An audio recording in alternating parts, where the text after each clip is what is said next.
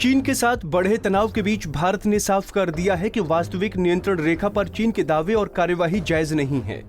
भारतीय विदेश मंत्रालय ने गुरुवार को कहा कि चीन ने सबसे पहले भारी मात्रा में सैनिकों की तैनाती कर सीमा पर तनाव बढ़ाया, लिहाजा भारत को भी अपनी सैन्य तैनाती बढ़ानी पड़ी है। विदेश मंत्रालय ने यह भी स्पष्ट कर दिया है कि किसी एक तरफा कार्रवाई के जरिए वास्तविक नियंत्रण रेखा को बदलने की चीन की कोशिश भारत के लिए अस्वीकार्य है। यदि तनाव जारी रहता है तो दोनों के रिश्ते और बिगड़ सकते हैं। विदेश मंत्रालय ने कहा कि चीन को अगर शांति और शांति व्यवस्था बनाए रखनी है तो दोनों राष्ट्रों के बीच पूर्व में किए गए समझौतों का सम्मान करना होगा। विदेश मंत्रालय के प्रवक्ता अनुराग श्रीवास्तव ने कहा, मई महीने की शुरुआत में चीन की तरफ से गलवान घाटी क्षेत्र में भारत के सामान्य पारंपरिक गश्त पैटर्न में बाधा डालने के लिए कार्रवाई की थी। मई माह के मध्य में ही चीन ने पश्चिमी सेक्टर के अनेक क्षेत्रों में यथास्थिति बदलने का प्रयास शुरू किया। भारत ने राजनीतिक और सैन्य चैनलों के जरिए अपना विरोध दर्ज कराया और स्पष्ट किया कि भारत इस तरह के किसी भी बदलाव को स्वीकार नहीं कर सकता।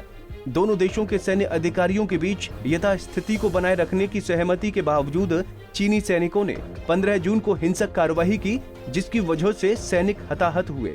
इसके बाद से ही क्षेत्र में बड़ी संख्या में दोनों देशों की सेनाएं तैनात हैं, जबकि सैन्य और राजनीतिक बातचीत जारी है।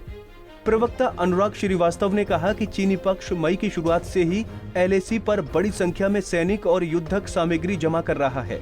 ये द्विपक्षीय समझौतों के प्रावधानों के अनुरूप नहीं है, खासकर उस समझौते के जो 1993 में सीमा पर शांति और स्थिरता बनाए रखने के लिए हुआ था। इस समझौते में कहा गया है कि दोनों पक्ष LAC के साथ लगते क्षेत्रों में अपने सैन्य बलों को न्यूनतम स्तर पर रखेंगे। क्षेत्र में तनाव और चीनी तैनाती के जवाब में भारतीय पक्ष को भी जवाबी तैनाती करनी पड़ी। आमतौर पर दोनों देशों के सैनिक एक नियमित तरीके से LAC पर गश्त करते हैं, मगर इस साल LAC पर चीनी सेना का संचालन आपसी सहमति से तय मानकों के खिलाफ है। LAC पर सैनिकों की बड़ी तैनाती और चीनी सैनिकों के व्यवहार में बदलाव नजर आ रहा है।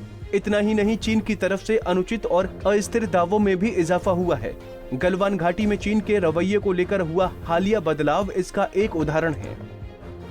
हालांकि भारत ने इस बात को दोहराया है कि वो चीन के साथ मामले को स्थापित आपसी समझ के जरिए सुलझाना चाहते हैं। विदेश मंत्रालय प्रवक्ता ने कहा कि हम उम्मीद करते हैं कि चीनी पक्ष के द्वारा ईमानदारी से आपसी समझ का पालन किया जाएगा ताकि सीमावर्ती क्षेत्रों में शांति और अमन की बहाली को सुनिश्चित किया जा सके।